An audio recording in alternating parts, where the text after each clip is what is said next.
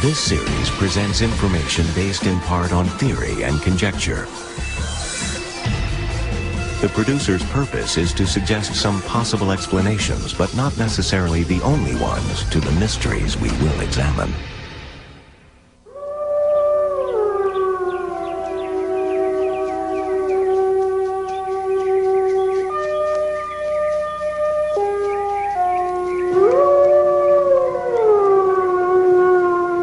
Ancient legends tell of abandoned children reared in the wild by wolves, apes, or other beasts.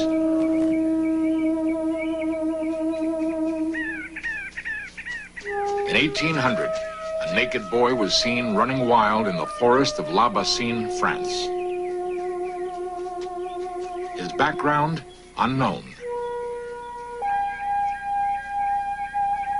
Abandoned as an infant, he had somehow managed to survive.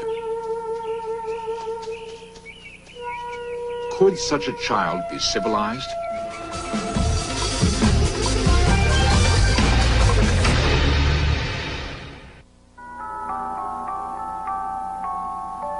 Rome, the busy center of modern Italy, still clings with pride to its heritage as the Eternal City. Even its name has a romantic origin. Legend tells us that Romulus and Remus, the founders of ancient Rome, were suckled by a wolf mother. Notions such as this do not begin and end in ancient Rome, but continue throughout history. Many people believe it is possible for human children to be raised by other animals. We observe the movements and interaction of the great apes and see mirror images of our own behavior.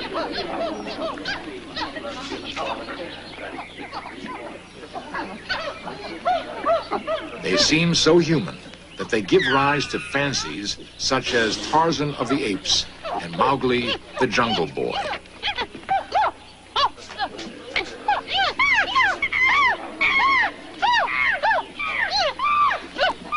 Yet, even though apes appear humanoid, they can be ferocious killers, more likely to devour a Tarzan than to befriend him. Many biologists believe these animals would certainly not raise a helpless infant. How much truth is there to stories of wild children, and how close is the Hollywood image to reality? What happens if a child is raised completely devoid of human contact? In this century alone, there are at least 20 photographed cases of children who have lived with animals in their social structure. This is Issa, the monkey boy of Ceylon. Found in 1973, he was reportedly abandoned by his family. This little boy was found scrambling up a tree with a family of apes in the desolate grasslands of Burundi, Africa. In Syria, this boy was captured running with gazelles. His captors, riding in a jeep, claim they clocked his speed at 50 miles per hour.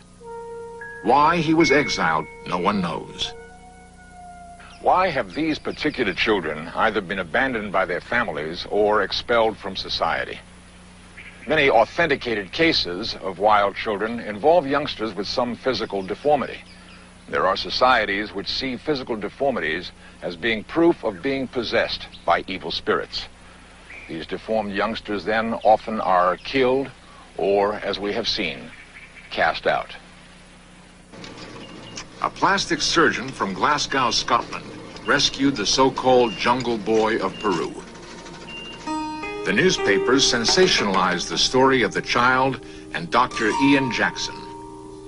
It's very difficult to find out what the true story was. We have been in Peru subsequent to him coming here, and we've tried very hard to find out how he eventually got to the Children's Hospital in Lima. As far as we can make out, he was suffering from some kind of illness which was slowly destroying the middle of his face. I presume he lived in the jungle. Again, we really don't know about this. He was taken to a mission hospital or a mission camp, and the missionary said that they couldn't do anything for him. Dr. Jackson adopted the boy and brought him to Scotland, where with a program of surgery, he is gradually rebuilding the boy's face and helping the boy adapt to his new life. Shamdev, an Indian boy who growls, is believed to have been brought up by a pack of wolves. In India, there is a long tradition of wolf children. These photographs were taken in the 1920s by the Reverend Singh. He claimed that these two girls, Amala and Kamala, had been kept alive by wolves. However, the most famous wild child of all is the wild boy of Aveyron. In the year 1800, the people of La Bassine, France, caught glimpses of a naked boy living wild in the forest. He looked about 10 years old, but nobody knew anything about his past. Where had he come from? Had he been abandoned? How had he managed to survive? Sometimes he would come close to the village to steal potatoes from the fields. He seemed as unaffected by the cold of winter as by the heat of summer. Captured, he was placed in the care of the National Institute for the Deaf and Dumb in Paris. For much of the time, the wild boy seemed totally apathetic, but occasionally there were strange outbursts of emotion.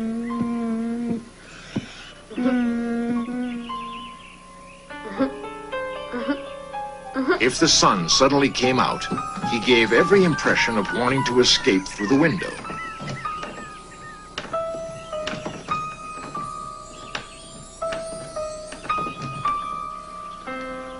Parisians had expected him to be the epitome of their concept of the noble savage, much like our modern-day Tarzan. The reality was disillusioning. The authorities quickly classified him as a congenital idiot, and the public lost interest. There was one consultant at the Institute, Jean Itard, who believed that possibly the boy's apparent idiocy was only due to his lack of contact with other human beings. The methods which Dr. Itard was to develop over the next 6 years represented some of the world's earliest experiments in clinical psychology. To start with, Dr. Itard simply studied the boy's behavior and recorded his observations. The boy seemed unable to relate in any way to other human beings and tended to totally ignore their presence. All his moments of pleasure derived from an enjoyment of nature. Unlike people in society, vision was not his most important sense. He possessed an awareness of smells which would pass undetected by others.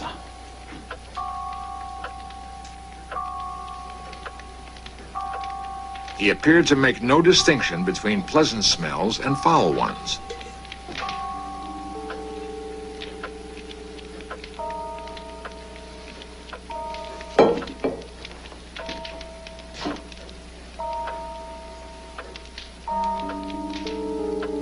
Putting snuff up his nose produced no effect whatsoever.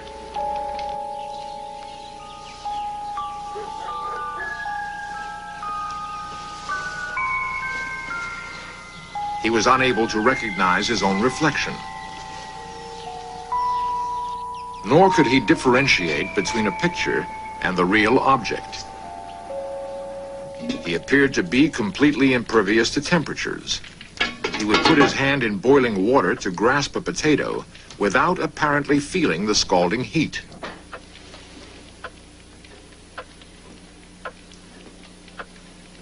He gave the impression of deafness. An unexpected loud noise produced no effect. But Itard found the slight sound of a walnut being cracked caused an instant reaction. So he concluded that the boy could hear perfectly, but his reactions were selective.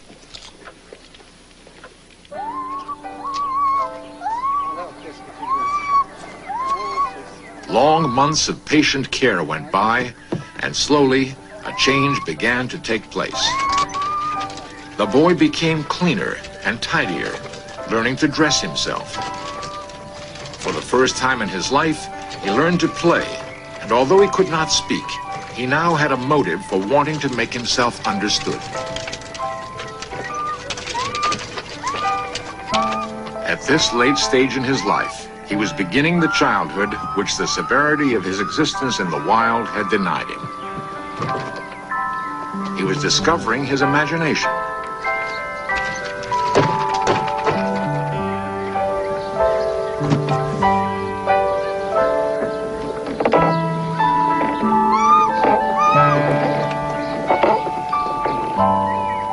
How much further could he progress?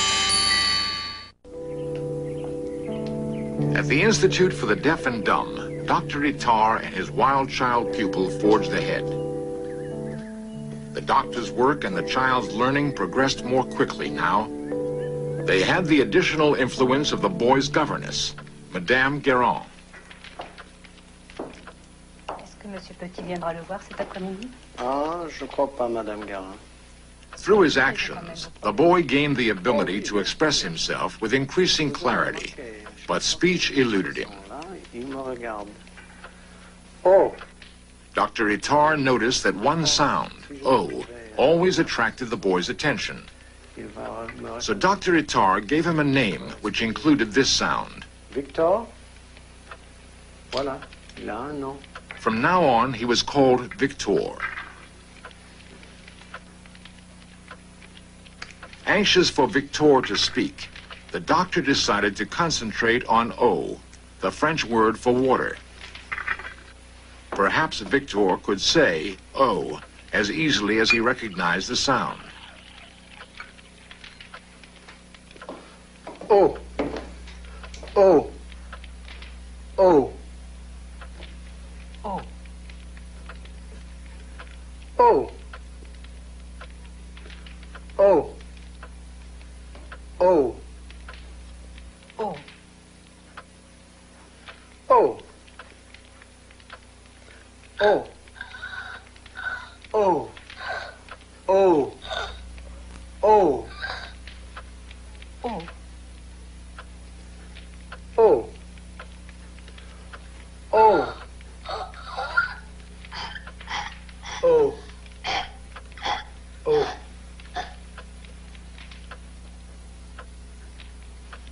Undeterred, Itard continued his experiment with another sound, and eventually Victor spoke his first word, the French word for milk. Bravo! Voilà!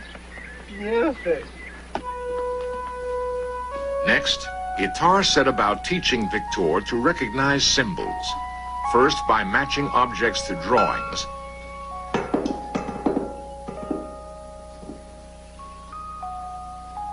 and then shapes to shapes. The doctor's goal? To develop Victor's memory of a sequence of shapes, which in time would be replaced with letters. The letters then formed into words.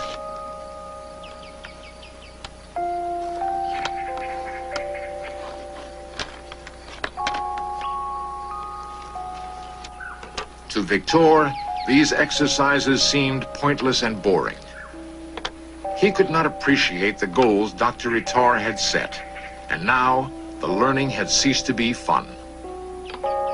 As the tasks became more complex, he became increasingly difficult and frustrated.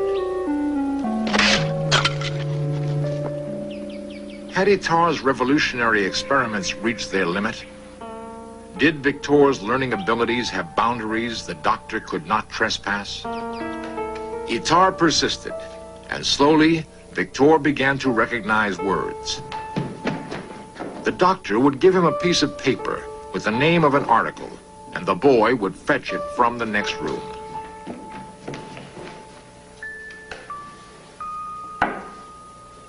Dr. Itard then took the experiment one stage further. He locked the door to the room.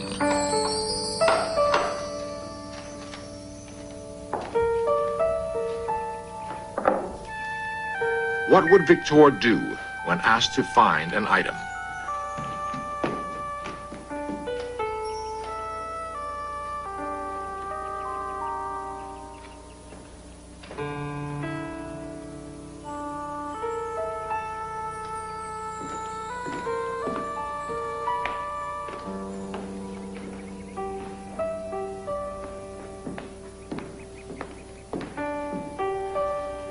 Although similar objects were in the room with them, Victor ignored them.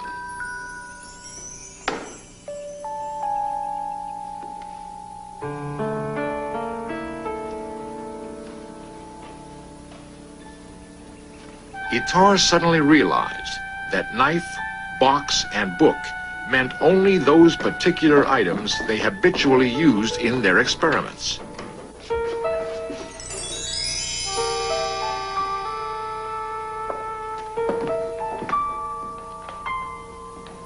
So Itard had to explain that a book was any book.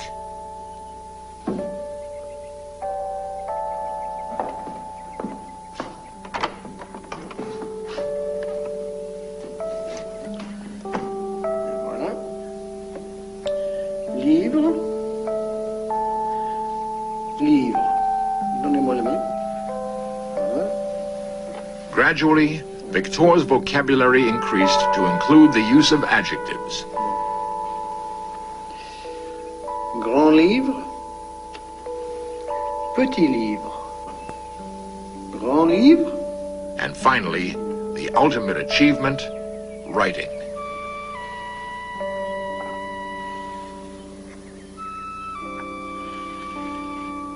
Victor never learned to speak more than a few words, but he could write his needs.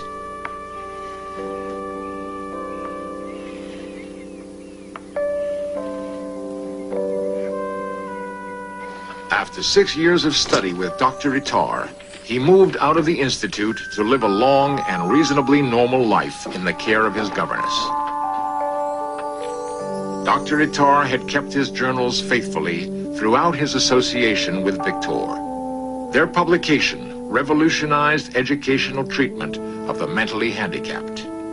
As for the wild boy of Aveyron, certainly he could no longer be classed as an idiot or a savage. We have always been fascinated by creatures that lurk within our imaginations. Fantastic creatures which are half man, half beast.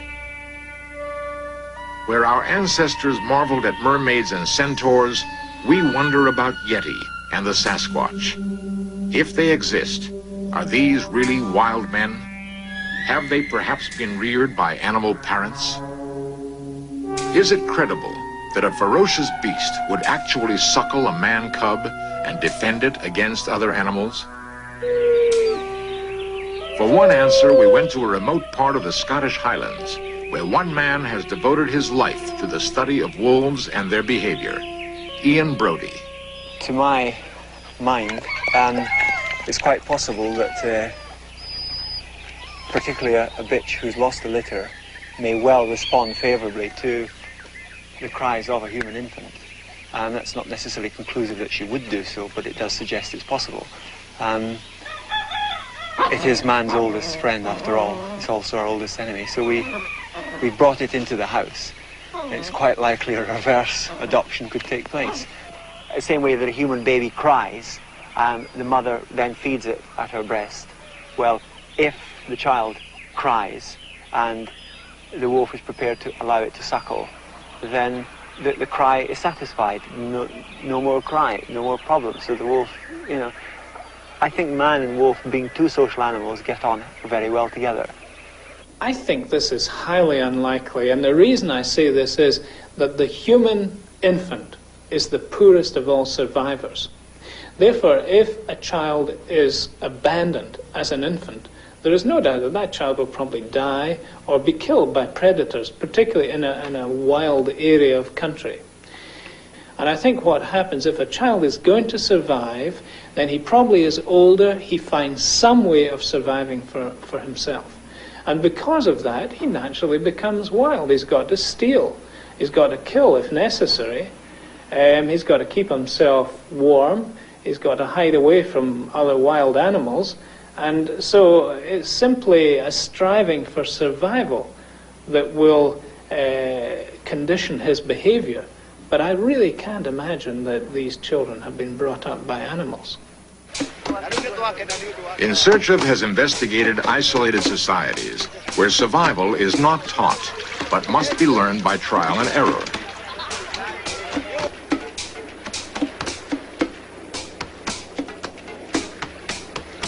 These children may be a link to the totally isolated wild children who had only animals to use as examples.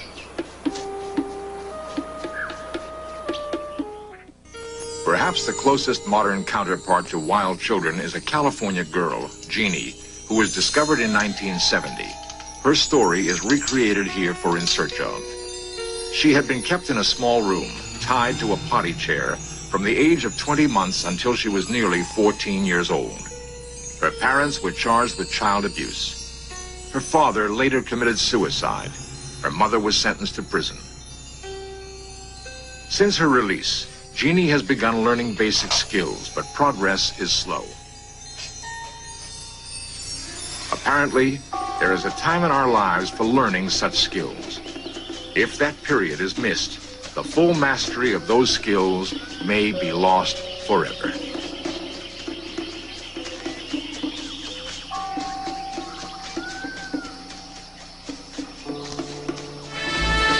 Coming up next, 1 Week in Time holds an amazing wealth of history as This Week in History takes a look at the opening of the Panama Canal, VJ Day, and other extraordinary events.